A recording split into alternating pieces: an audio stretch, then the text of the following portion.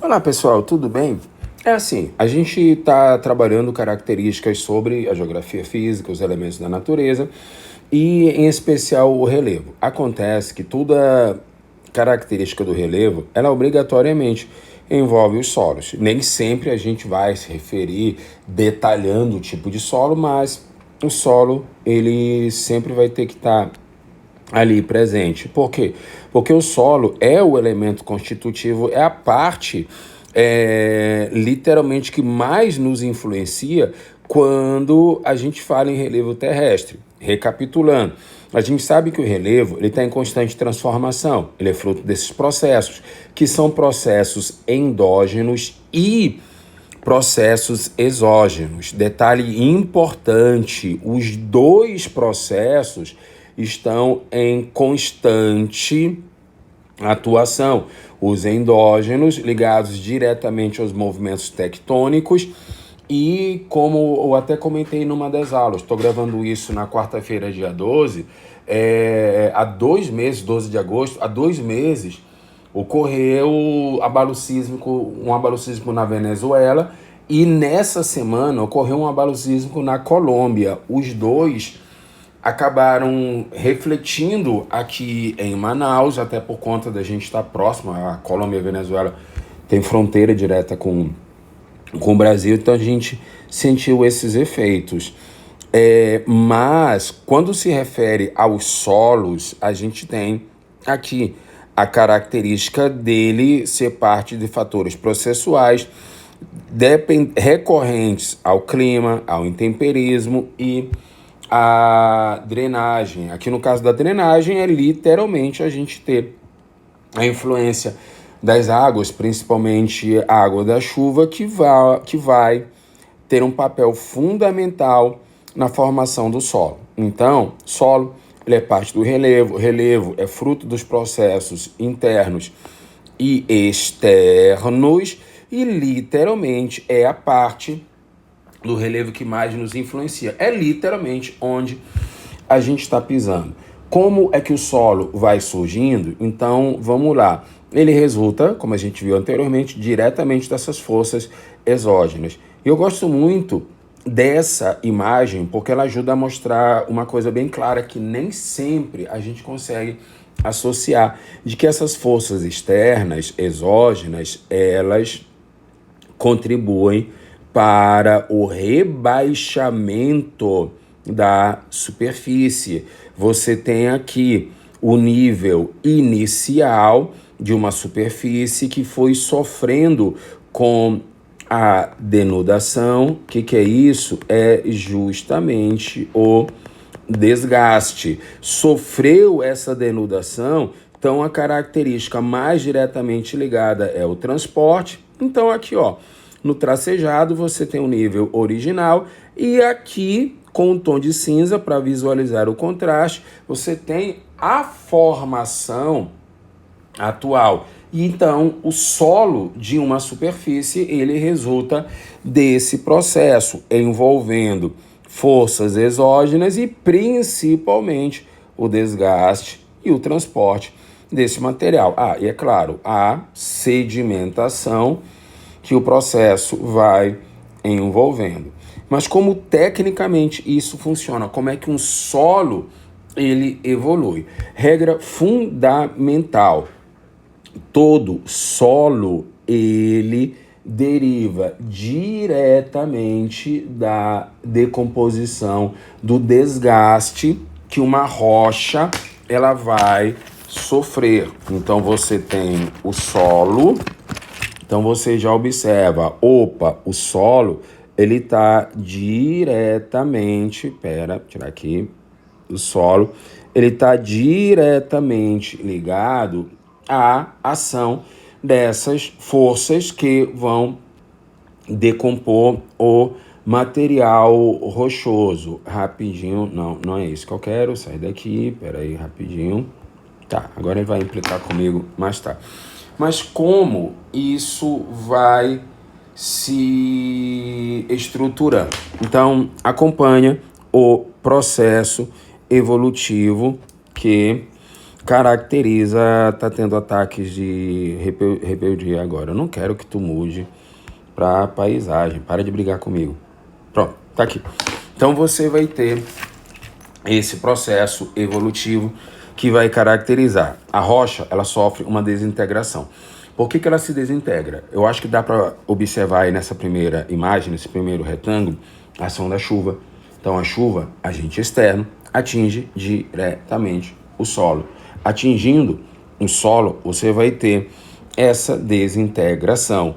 Nota no segundo desenho que você já tem todo esse material particulado do solo que vai aos poucos se misturando com a matéria orgânica. Então toda essa particulação do material, o que é essa particulação do material? É literalmente a superfície ir sofrendo um desgaste e à medida que esse desgaste ele vai ocorrendo, você tem junto com isso a presença de material orgânico. Um detalhe que vocês sempre precisam ficar atentos é que o material orgânico é a última parte a compor o solo, é o último horizonte, é literalmente ali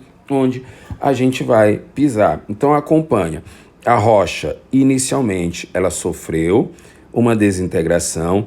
Isso é proporcionado pela ação de agentes externos, como no caso da chuva, e você começa a observar o material orgânico, que vai formar uma camada, a matéria-prima, que é todo esse material particulado, que vai formar uma outra camada, e o próprio leito rochoso.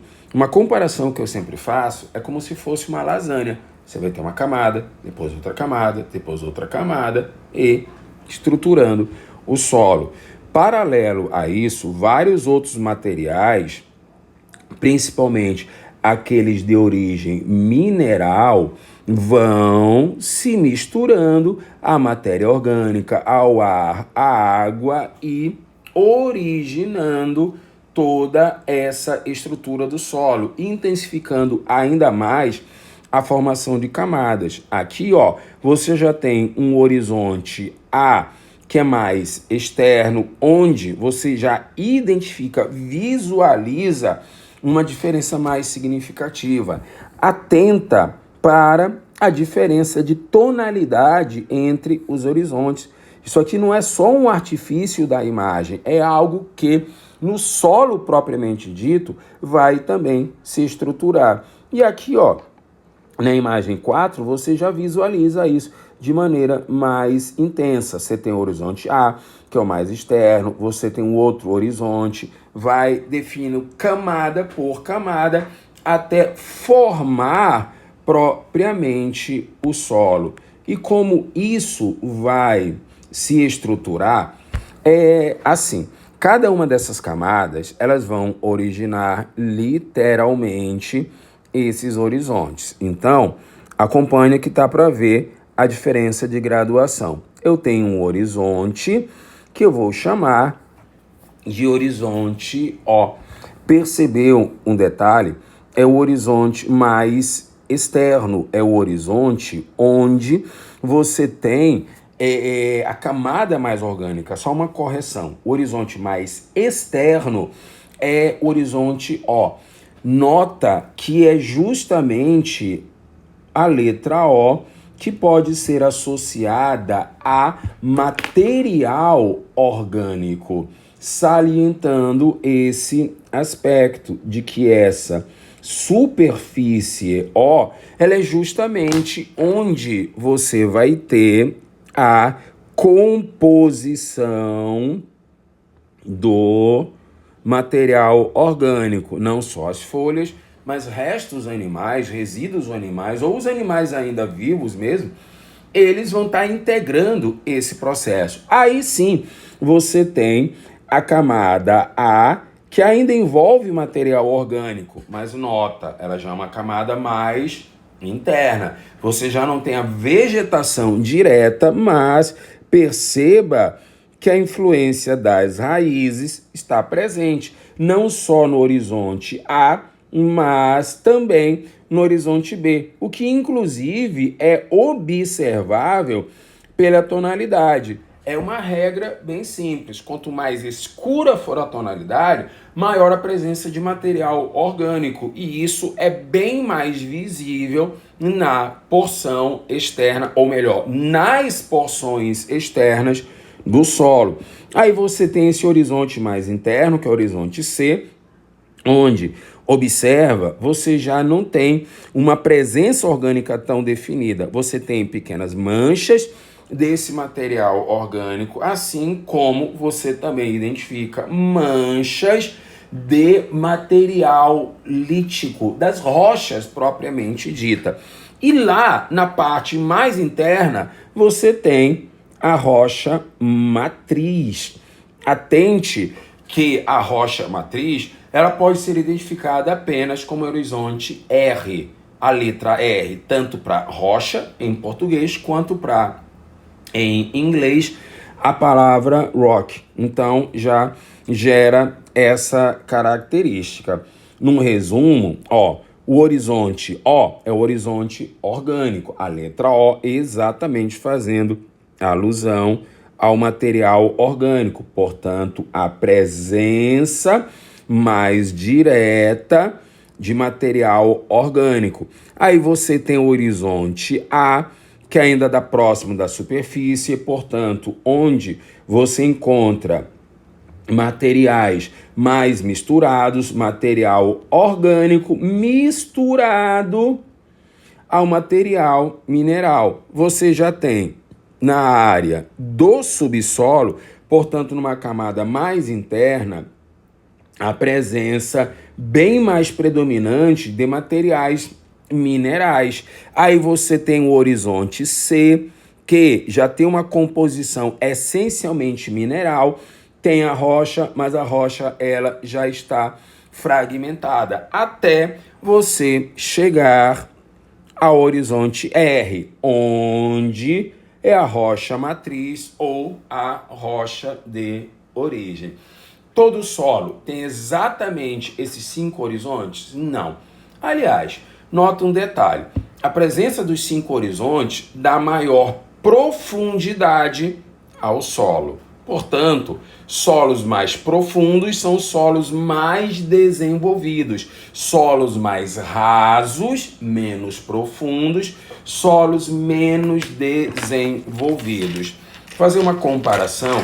Muito provavelmente você já assistiu algum filme, alguma série, em que na crítica faz menção ao personagem ser muito raso, ser pouco desenvolvido. É a mesma lógica. Em filmes, até se entende o porquê do personagem não ter um desenvolvimento tão grande. Em geral é coadjuvante, está fazendo ali só uma ponta. Se for em filme de ação ou de terror, é o personagem que entrou, piscou, saiu, ou que provavelmente vai morrer logo. E aí, se não há um desenvolvimento, a gente não desenvolve um vínculo tão grande com ele. Com o solo é a mesma coisa. Se é um solo mais profundo, ele é mais desenvolvido, então eu posso plantar. Se eu posso plantar, é um local onde eu posso desenvolver uma economia e até mesmo morar. Se é um solo mais raso, menos desenvolvido, como tipicamente os solos de deserto, então eu já não consigo desenvolver atividades econômicas e muito menos fixar uma moradia. Percebeu? Essas características, elas chamam a atenção. Fazendo algumas questões, como é que a gente pode trabalhar isso? Como eu falei brincando em sala, muitos de vocês, ao se depararem com questões sobre solos, relevo, principalmente sobre os solos, podem mostrar um certo pânico devido à estranheza. É um assunto desinteressante, é muito chato, mas, como eu falei, as questões de uma prova de vestibular, elas não são pensadas em vocês como especialistas. Então, por mais que a questão, ela assuste ou cause uma estranheza, tudo ali é facilmente entendido, bastando você observar alguns detalhes. Então, nessa questão, você tem um esquema. À esquerda, um solo neutro. À direita, um solo ácido. Ah, professor, eu não sei nada sobre solo. Use o senso comum. Então, se você tem um ambiente mais neutro, é meio termo. Então, é algo mais adequado. E, de fato, solos neutros são solos mais favoráveis ao plantio. Dá para se plantar em solos ácidos? Pode, mas como eu falei numa das aulas, você tem que identificar o que você vai plantar, como você vai plantar e onde você vai plantar. Faça sempre essas 3 perguntas para saber se é ou não adequado fazer o plantio sobre este solo. E que aqui é a mesma coisa. Um solo ácido, por ser ácido, principalmente, observação, é o solo típico de regiões mais úmidas. Então, a água da chuva, por ela promover uma maior lixiviação, ela vai remover aqueles nutrientes que seriam extremamente importantes para o solo. Por isso, solos ácidos precisam de um certo cuidado. Já os solos neutros, eles têm um potencial melhor aproveitado. Aí vem o texto. Se nos colóides do solo predominarem os cátions básicos, a solução do solo será um pH próximo ao neutro. Se, ao contrário, ali predominarem o hidrogênio e o alumínio, na solução do solo, também predominarão esses cátions, tornando-a ácida. Traduzindo, o que são colóides? São as partículas, são os fragmentos que formam o solo. Todos nós já brincamos em algum momento na Terra ou com a Terra. E você vai observar, ela é formada, o solo é formado por partículas. Essas partículas vão ter vários elementos que podem ser básicos ou podem ser ácidos. Esses elementos são formados exatamente por cátions que a presença maior ou menor de determinados tipos de cátions é que vão lhe informar se ele é mais básico ou se ele é mais ácido. Assim, como aquele está querendo o processo de acidificação do solo, se é um solo mais ácido, então ele vai estar presente onde eu tenho maior pluviosidade. Exatamente onde eu tenho um solo equatorial. Então, quando ocorre o clima equatorial, você tem maior pluviosidade, a pluviosidade vai promover maior lixiviação, a lixiviação vai remover as partículas básicas. E se perde as partículas básicas, então vai aumentar a acidez do solo. Por isso, aí, nessa primeira questão, letra E, a resposta. Acompanhou? Beleza. Então, vamos continuar? É assim. Considerando os solos e seus processos de formação, analise as seguintes afirmações. O solo é formado por um conjunto de corpos naturais resultantes da ação integrada, entre outras coisas, do clima e de organismos sobre o relevo. Então, essa combinação de características, principalmente envolvendo aspectos do clima, é o que define a criação de um clima. Então, essa é a única informação que está correta. Erro do item 2, solos alóctones. O que são solos alóctones? São aqueles solos transportados. Exemplo clássico é o solo de várzea. Então, se o solo é transportado, ele não é originado por uma rocha subjacente. O que é isso?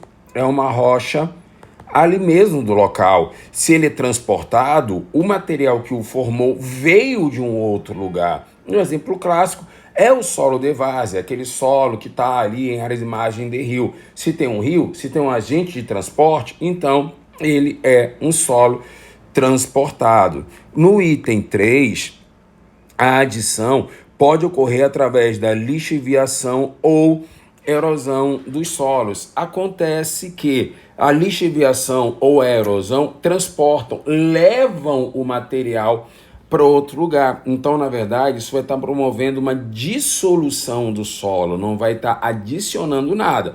Vai adicionar, mas num outro local, numa outra região, não vai influenciar o solo ali daquela área. Então, aqui, letra A resposta. Continuando, na 3, segundo o geógrafo Paulo Roberto Moraes, entende-se por degradação dos solos a redução da qualidade desse recurso natural devido às ações naturais e humanas. Por isso, o plantio em curvas de nível vai permitindo minimizar esse processo. O que são curvas de nível? São justamente essa estrutura. Primeiro, óbvio, observem o desenho que a aragem promove sobre o solo. Isso vai permitir que o fluxo da água que cair sobre esse solo arraste material, claro, mas de uma maneira que minimize o impacto. Aqui, talvez não dê para perceber, mas há uma pequena diferença de graduação entre essa área mais interna e a área mais externa, que é para justamente a água ela vai fluir de qualquer maneira, mas de uma forma menos intensa. Você vai ter o fluxo da água, mas não vai provocar os impactos de uma degradação. Erro da letra A, cultivar sempre o mesmo tipo de espécie, ou seja, a monocultura, para acostumar o solo com as demandas de nutrientes exigidas. Não, porque se é sempre o mesmo tipo de espécie, vai estar tirando sempre o mesmo tipo de nutriente. Então vai empobrecer o solo mais rápido. Erro da letra B, alargar o tamanho das vossorocas. Vossoroca é um tipo de erosão. Então, não é a gente que alarga isso, é o próprio processo natural que vai promovendo. E isso não vai aumentar a área de plantio. Vossoroca é literalmente o solo rachando, o solo degradando. Então, você não aumenta a área de plantio, pelo contrário, você diminui e, portanto, vai também diminuir a produção. Erro da letra C, intensificar o processo de lixiviação. Lixiviação é também uma forma de desgaste. Então, se você intensifica isso, você não vai ter um acúmulo de nutrientes, pelo contrário, você vai ter uma perda maior de nutrientes. Incentivar a salinização dos solos. O exemplo mais prático de entender a salinização dos solos é você observar alguns desertos ou áreas de praias litorâneas e perceber um detalhe: desertos, praias litorâneas são áreas onde quase você não vê a vegetação. Então, não vai facilitar em nada o manuseio da terra. Pelo contrário, vai empobrecer ainda mais o solo. Então, confirmando, questão 3, letra D, a resposta. Vamos adiante, está aqui o exemplo das curvas de nível. Na questão 4, em virtude de suas características físico-naturais, o Cerrado brasileiro permaneceu distante dos interesses econômicos do país por muito tempo. Isso só vai mudar a partir da década de 50, com a Constituição de Brasília, com o início dos investimentos do agronegócio. Então, é só para valer a partir da década de 70 que esse domínio ele passa totalmente a ser inserido, integrado ao processo produtivo. Tem até um nome que todos vocês conhecem, é justamente o agronegócio.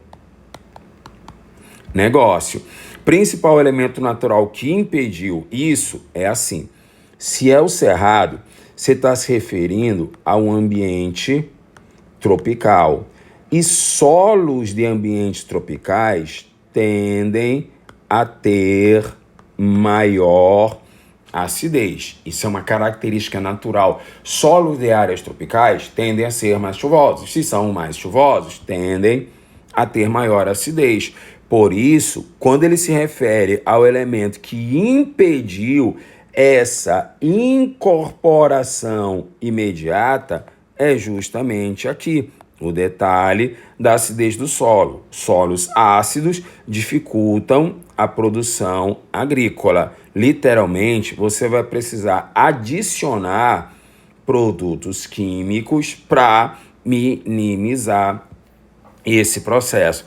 Temperaturas elevadas? Depende. Como é um clima tropical, a temperatura ela não é elevada o ano inteiro, como é o nosso caso.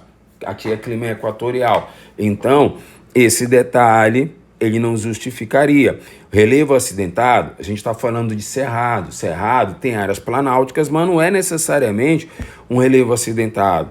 Baixos índices pluviométricos, bom, é um clima tropical. Clima tropical é um clima chuvoso, então você não tem baixos índices. Distância da região em relação aos centros de consumo, bom, produção agrária brasileira, ela predomina a exportação. Então, tecnicamente, tudo é longe. Mas se, apesar da distância, compensa financeiramente, então você vai ter um maior aproveitamento desse processo. Questão 4, letra D. Questão 5. Modificações do embasamento rochoso iniciam o processo de formação dos solos. As rochas vão ser alteradas por agentes externos. E se tem a ver com agentes externos, essas modificações elas estão ligadas diretamente às intempéries atmosféricas. Entenda, isso é o intemperismo. Portanto, um fator externo. Todos os demais exemplos, mencionando aquíferos, movimento tectônico, convecção do magma e atividade do manto, todos eles têm a ver com fatores internos, mas a formação de um solo está ligado diretamente, formação essa que tecnicamente é chamada de pedogênese, e isso está ligada ao intemperismo e, portanto, a fatores externos. Questão 5, letra B. Na questão 6, atente ao seguinte excerto. Os solos são corpos naturais da superfície terrestre, o que reforça ainda mais serem fatores externos que ocupam áreas e expressam características da ação combinada dos fatores associados aos mecanismos de formação do solo. Mecanismos esses que, por estarem integrados ao clima, estão diretamente associados a fatores externos. Está ligado ao solo, tem a ver com fatores externos. Beleza? Vamos para a próxima. Questão 7. Solos pouco evoluídos, delgados, com ausência do horizonte B.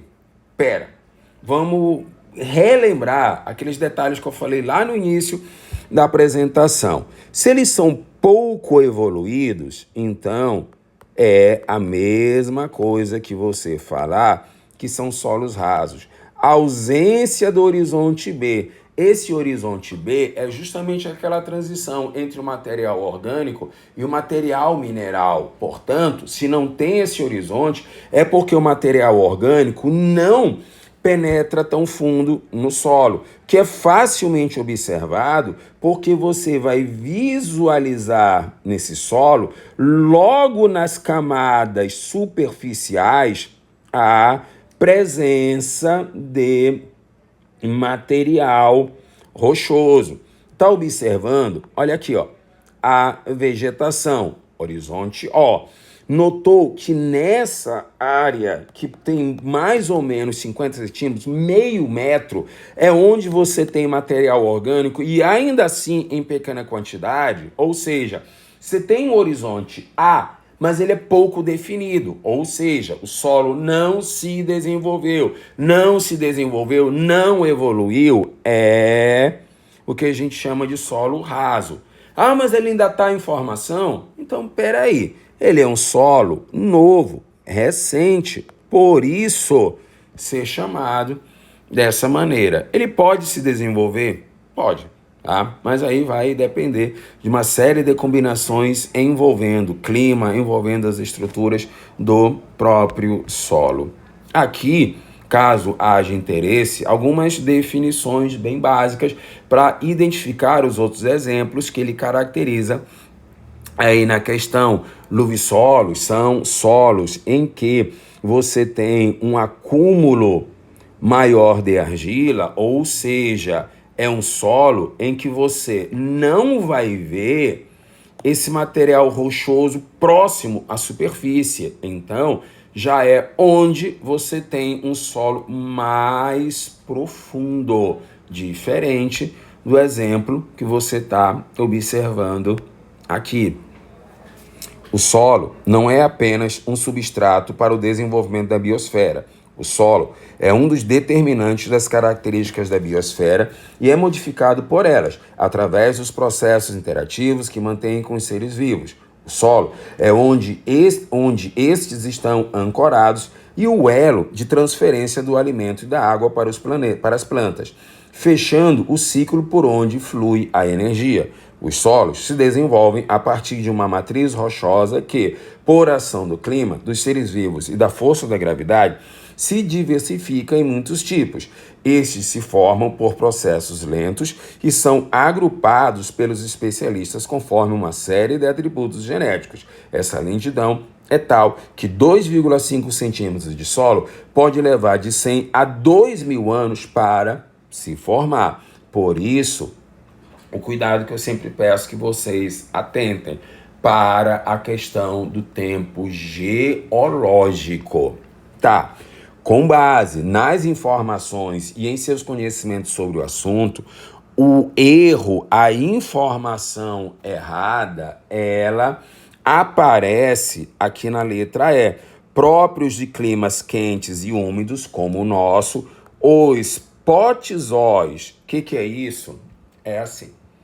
Todos vocês já viram um solo potizólico. É o típico solo que aparece em regiões que são frias e úmidas, como, por exemplo, os solos que aparecem em muitos filmes, já que eles são ambientados nos Estados Unidos ou na Europa, regiões frias, onde tem floresta, e o solo, ele tem uma carga de nutrientes, não é algo extremamente fértil, mas, detalhe principal, não é um ambiente quente, e justamente a umidade ajuda a desenvolver uma camada de humus.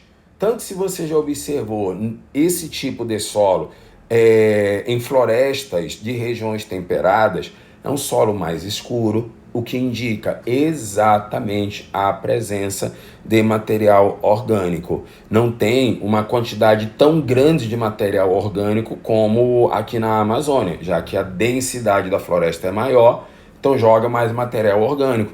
Tanto que, se você lembrar das vezes que você já andou pela floresta, indo, por exemplo, em direção a uma cachoeira em Presidente Figueiredo, é você olhar para o chão e você quase não vê o chão de tanta folha, material orgânico, que está ali cobrindo o solo. Tá? Então, o solo potizol é típico de região fria. Se a região fria não é comum aqui em área equatorial, é comum em área temperada. Tá? E aqui um exemplo para ilustrar. É só você parar para observar, tá notando a intensidade da camada orgânica. O solo tem um horizonte A, que embora não seja muito profundo, ele permite visualizar essa presença. E aqui, ó, a cobertura de um gramado, não dá para verificar a imagem, mas mais ao fundo, mesmo desfocado, você tem ali a presença de um ambiente mais florestal. É isso que caracteriza o solo potisólico. Considerando os processos e a dinâmica das paisagens, pode-se afirmar corretamente que em ambientes estáveis, ou seja, em equilíbrio, você vai ter a formação do solo. Pedogênese é isso daqui, formação do solo. E a morfogênese? Aqui não é uma formação, aqui o solo já está formado. Aqui você só tem uma alteração do solo. Por que ele está sofrendo alteração? Pode ser por conta da erosão. É um exemplo. E se o solo sofreu uma erosão, adivinha, ele sofreu um processo de arrasamento. As duas informações aqui, elas são sinônimos, tá? Então, só fica atento a isso. Os impactos resultantes da ação antrópica sobre os solos acontecem de uma maneira bastante complexa, podendo ser de ordem benéfica ou adversa, tanto em áreas rurais como urbanas, afetando essas áreas onde a degradação das terras está ocorrendo, bem como seus efeitos danosos podem ter repercussão a vários quilômetros de distância da área atingida, diretamente por esses processos geomorfológicos, muitas vezes de caráter catastrófico. No contexto, a relação entre atividades agrárias brasileiras e o meio ambiente pode-se considerar práticas de ordem benéfica e adversa. Benéfica é você nutrir o solo, fertilizá-lo para estimular ainda mais a produção. E uma ordem adversa é que, ao utilizar defensivos agrícolas como pesticidas ou agrotóxicos, embora possa trazer algum benefício, os efeitos adversos danosos vão ser bem mais explícitos. Erro da letra A é porque você está invertendo. Ele quer primeiro, aqui ó, respectivamente, ele quer primeiro algo que seja benéfico e depois algo adverso. Dessalinizar é algo benéfico e aqui está depois, então não poderia ser. A aeração é também algo, como é que eu vou dizer, benéfico. Então, peraí, ele está colocando duas informações que são benéficas, mas não, ele quer uma benéfica e uma adversa. Mesmo problema presente aqui, a dessalinização e a fertilização, ambos são benéficos. Aqui na letra D é o contrário. Primeiro, ele tem algo que vai trazer algum tipo de benefício e depois, primeiro ele está trazendo algo adverso e depois trazendo algo que vai trazer algum tipo de benefício. Percebeu? Embora o tema solos ele tenha voltado a aparecer no conteúdo programático, tanto de vocês do pré-vestibular quanto da primeira série, não é aquela história, olha, não precisa se preocupar que isso não vai constar. Se está no conteúdo programático, atribua uma certa atenção, mesmo que não seja algo muito profundo. O problema é de envolver a temática solo, é porque ela tem uma diversidade de detalhamento de nomes, de termos muito grande. E num modelo de prova como a da VUNESP, sabe, cobrar detalhes demais não é parte do perfil. Por isso, é importante estudar, sim, mas sem precisar ficar batendo cabeça, sabe? Montar lá uma tabela para decorar os termos, as características específicas sobre o solo. O que aqui é prioritário? Você entender como o solo se forma, lembrar que ele é fruto de agentes externos, chuva, vento, e entender a importância, a relevância do solo para a prática econômica, agricultura, principalmente no território brasileiro. Tudo bem? Espero ter ajudado. Falou, até a próxima.